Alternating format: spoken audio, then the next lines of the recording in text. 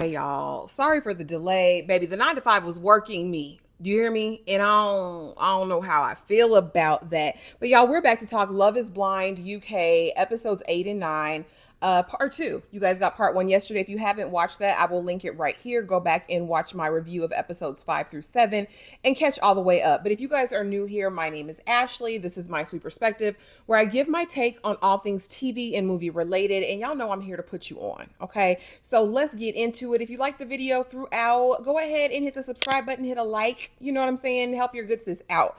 But let's get right into it. So episode 8 is the mixer. That's basically this entire episode, baby, and a lot happened. But before we get into the mixer, we see Nicole and Ben. And you know, they're having croissants. They're having a croissants in the park, okay, with a little charcuterie. The dogs are playing. The sun is shining. The grass is green. All of the things. And Nicole fixes her mouth to say, "I want to get closure with Sam. I need that." Heifer.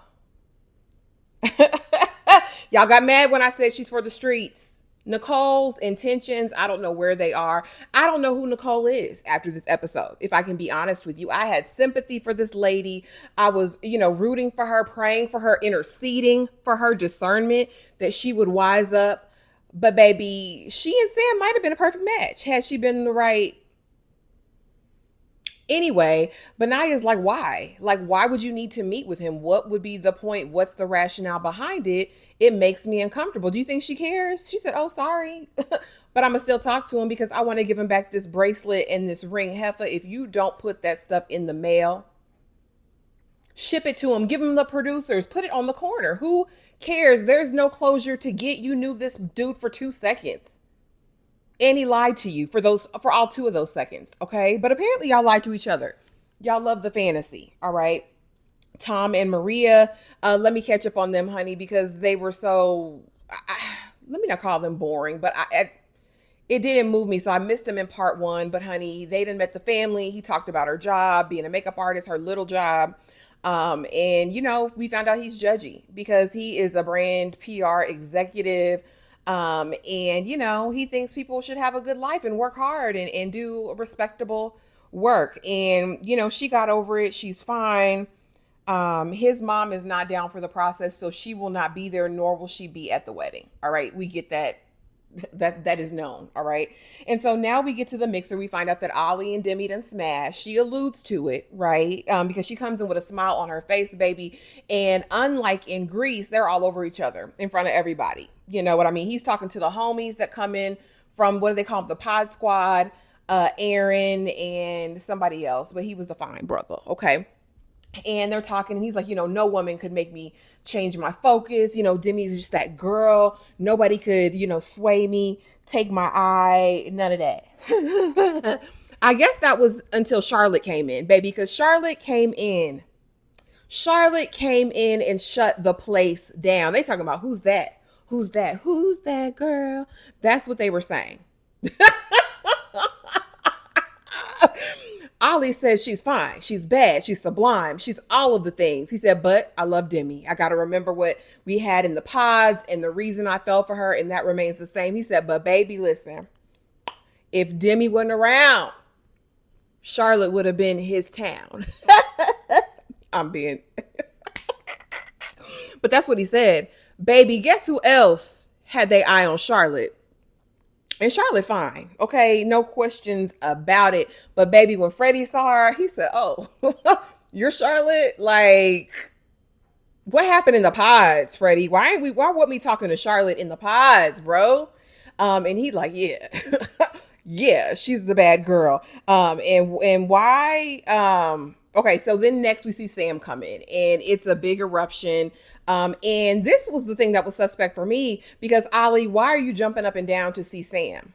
See, that makes me have pause around Ollie. I already was side-eyeing him, right? Because I told y'all in the very first review of this season that he gave me F-boy vibes, right? And so to know that you and Sam were close, so much so that you're hugging him, being the first one to greet him as he comes into this mixer, I don't like it. And I don't think it bodes well for the character of Ollie. I'm gonna just say that. he's saying and doing some good things right now, but y'all, I don't know. I didn't like that at all, honey. But why does Cat for the streets, okay, see Sam and like, oh, he looks just like my ex. He looks just like my ex. He looks just like, and Freddie's like, well, dang, like, okay, girl. And so he tells her, it was nice meeting the girls. That Charlotte, she's nice. She's pretty. How many times are you gonna tell me, Freddie, girl? All about Freddie, we could fight Cat because what you're not going to do is keep playing on his top. Somebody said it in the comments on TikTok that Freddie's whole countenance has changed since he's been with Cat, and not for the better. He's like a different person now. He can't be himself. He can't communicate. All the while, you can sit up and talk about how fine Sam is. And by the end of the mixer, tell me why she in his face talking about, well, I'm here. I'm a listening ear. Oh, that's the ring you gave her. Oh, I love that ring. Give it to me. Like, really, girl? Right in front of Freddie, because she's desperate for attention. Talk about, oh, I'm not a flirt. Heffa, you're a flirt, and you're disrespectful with it. You're a disrespectful flirt, and gonna try to guilt him because he said somebody was attractive. He wasn't smiling all up in her face all night. He gave her a little compliment, greeted her, and went on with the homies to chill out. Girl, ugh, Cat, I was right. She's for the streets. She's for the streets, okay? And so Sam comes in, Benaya and Nicole see him. Nicole acts like she don't see him. He acts like he don't see Nicole, but he wants to hug up Benaya. And Benaya's like, all right, bro, like, all right. And he's like, we should talk. Sam's like, we should talk. We should talk. We should talk. And Benaya's like, we ain't got to talk about. We can talk right here if you want to talk. And so he goes off, and Nicole's like, I got to go to the bathroom. And he pulls her to the side, and they begin talking. And then we hear the tea. And I'm going to call it the tea and the truth because she didn't correct him. Again, this is strike two, Nicole, for the streets. Because he's like, yeah, it didn't work out, but was it fake? Because I hear all this stuff going around about me not being authentic. And she was like, no, the connection was real. The connection was real. It just didn't work out. It just didn't work. It didn't feel right, blah, blah, blah. And he's like, it's because I wouldn't have sex with you. And I said, huh? He said, it's because I wouldn't screw you. And she said, no. And she kind of trying to gloss over it, glaze over. But that's not something you just glide over. That's not something we just going to jump over, in the words of Kevin Hart, right? And he's like, I wanted to respect you. And it's lies and cap. He just wanted to be disrespectful. And it was disrespectful because, what difference does it make? But what pisses me off is the fact that Nicole doesn't correct it. So again, it makes me feel like it's true. But outside of that, girl, this is, here's the thing. You go on this show, you're in these pods for a couple weeks, and you're professing your undying love. Baby, to me, that's not how love works. You love Sam yesterday, you love Benaya today. Not possible. So that lets me know that you don't know. You don't know what you're feeling. You need to take a beat, collect yourself, find out what's going on with you, because there's no way you're trying to screw Sam and the next thing you're trying to meet up with Benaya to get him back. Like, girl. And so they have that little exchange. No, I believed our connection was real. I believe you're real. I believe. Shut up, girl. Because who the hell is Sam? He's so disrespectful. And the fact that you allowed him to condescend to you pissed me off beyond measure. Okay. And so now, she's like, I just want to be done with it. I don't want the drama. Girl, you love the drama because you was about to meet with him anyway to return his stuff, right? She gives him back the raggedy ring, the raggedy friendship bracelet. Okay. And then later in the evening, Ben and him talk. And Ben's like, you know what? You're disrespectful. You're not real. I value the people that I care about and that I love. And I don't want them, mistreated, hoodwinked, disrespected, any of that. And Sam's like, oh, well, did she tell you she tried to screw me? And I rejected her. And that's what it is. And he's like, see, I'm going to have to walk away. It was funny because Ben and Steven were talking before Sam came in. And Steven's like, chill out, bro. Just chill out. Steven's a good man. Okay, he's a good man. And so, Ben is upset the rest of the night. And it's like Nicole doesn't even care. And as it goes on, even into episode 9, she is so unfeeling as it relates to him and his emotions around this. Like, do what you can to reassure him or something, Heffa. Like, dang, is he asking for too much? Also, side note, why do y'all keep calling Benaya broke? They said a nomad, not a vagabond. Like, this man is gainfully employed. He just travels around. He doesn't have a home base. Everybody in the comments is saying he broke. He's broke. He broke. I still like Benaya because here's the thing. He didn't shame her even after hearing that stuff for Sam and her refusal to address it. I could address it, but I'm not going to. No, you sound like one of those devious men, is what Nicole sounds like, y'all. I don't like it. I don't like her. I don't like it. I don't like her. I don't like I think Benaya could do better. I really wanted him to not give her any play. I really wanted that. It's so disturbing. And so, the mixer, what else happened in the mixer? I think that was all the real excitement, you guys. And so now moving into episode 9, we're still meeting the rest of the families, and then it's kind of like say yes to the dress, right? For the rest of the whatever. And so Ollie meets Demi's family, Steven and Sabrina, baby. It's Belfast or bust. Um, and the mama is tough. Sabrina's mama's like, listen, I'm not playing no games with you. Here's what it is. And Sabrina opens up a little bit more because, like I said, we just haven't gotten much from her. And I don't want to call her boring or uneventful because I really like their love story. I think it's a quiet, patient type of love. And I think Steven is there for all of the right reasons. That's a man. That's a good man. I don't care what nobody say. People's trying to come for Steven. Don't come for Steven over here. I like him. All right. And so she tells them, her last breakup was really traumatic and that was the worst she's ever been, recovering from that. And so definitely her family's opinion is going to matter to her in making the choice because she doesn't want to go through that again. And they're determining if they're going to live in London or Belfast because her family is in Belfast, and that's across the sea. And so they get there, and mom goes in with some trepidation, but he quells all of her concerns because Steven is a good man. He's flexible. He's willing to do what needs to be done. He's willing to compromise, y'all. That's what a relationship is all about. Okay. Next, Ollie goes to meet Demi's family. And I want to know, who are Ollie's people? And why haven't we met any of them? Ollie, where they at? Drop it in the comments if they mentioned it and I just missed it. Because where are they, my guy?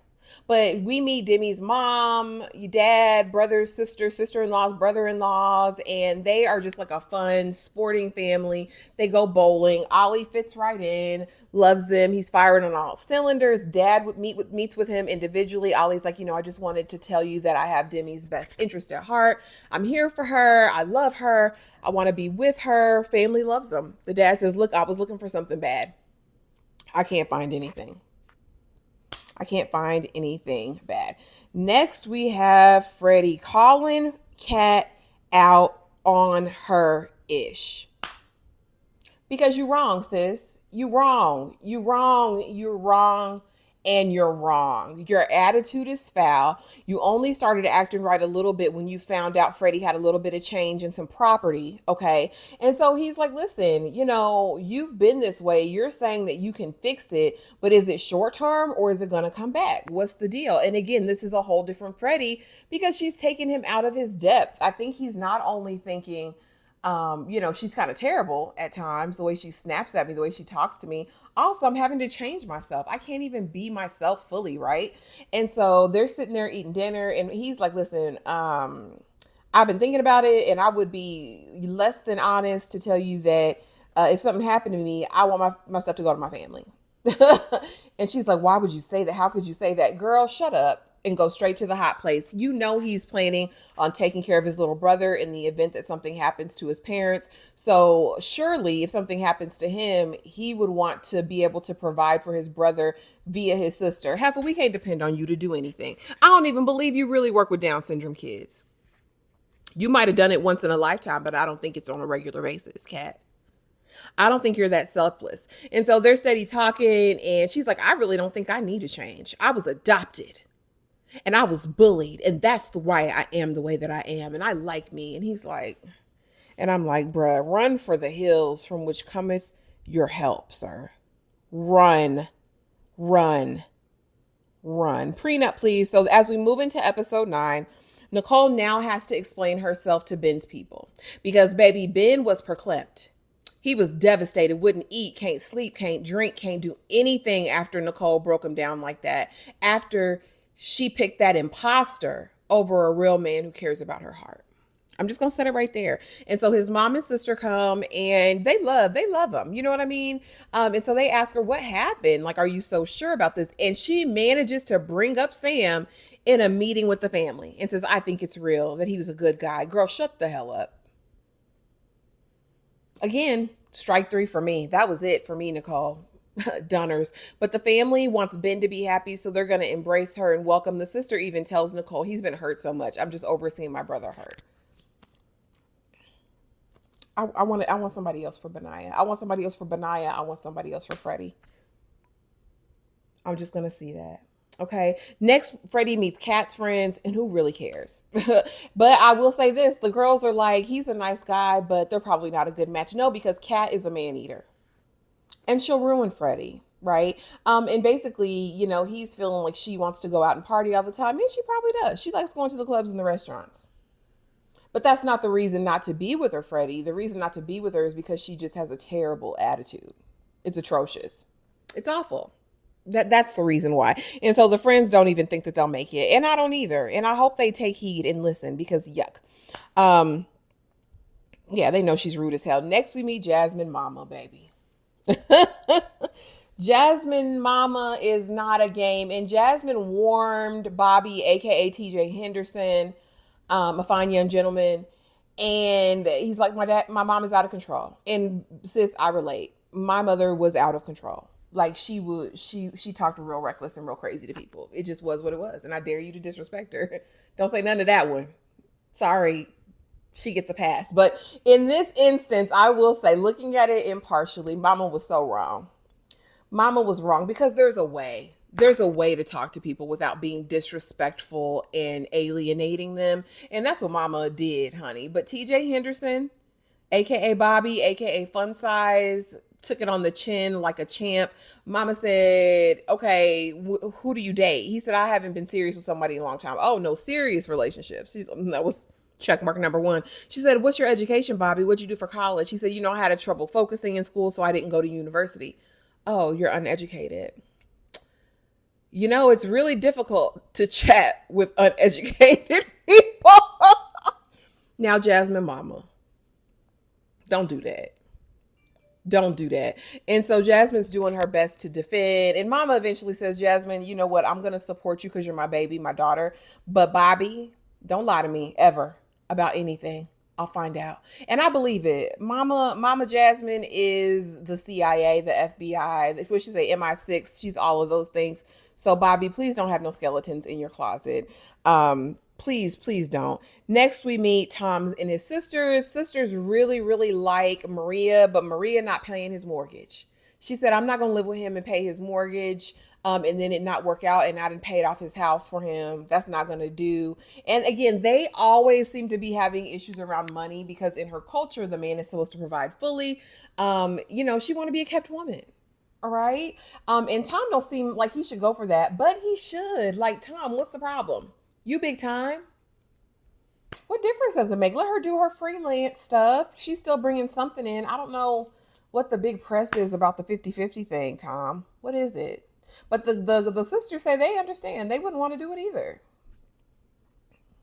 So the sisters like her, and we'll see. I think that Tom is hedging his bets a little bit because in the mixer, he was talking to Tosh, and Tosh did say, I was in love with you. When he tells Maria, though, he kind of spins it a little bit different. Y'all let me know in the comments what you think of Tom's little spin on it. Did she say present day, I love you? Or did she say what I think she said, which was, I felt like in the pods, I loved you. Two very different things. I don't like that, Tom. You're a little messy. You're a little messy. Next, Freddie meets Kat's parents. They're lovely people. They say she was a great baby. Dad says, yeah, then I don't know what happened. And Dad, I don't know what happened either. All right. And they just say, follow your heart. They love Freddie. Freddie wants a relationship with them because Freddie is a nice, upstanding lad. He's a good man. Freddie is a good man. Let's see. Yeah. And then it's Say Yes to the Dress. And if you're come to the live tonight, at 7:15, so just about in an hour and a half, we'll be judging the looks. But yeah, that was it, y'all. The Say Yes to the Dress isn't, Yeah, it's fun to look at the dresses, I guess, but I don't know how I feel about any of these couples. If there's any that I really want to make it, Bobby and Jasmine would be cute, I guess. Steven and Sabrina, I would love to hear them say yes. Who's gonna say no? Ollie or Demi will say no. I think Tom might say no. And I'm praying Freddie says no. Lord, let me get off here and pray right now. If you guys made it to the end of this video, thank y'all for watching. Y'all are the real MVPs. I appreciate you. We are on the go to meet my 5K goal for the channel. So y'all, please subscribe, hit the like button, share, do all of the things, and I will see y'all in the next video. Bye.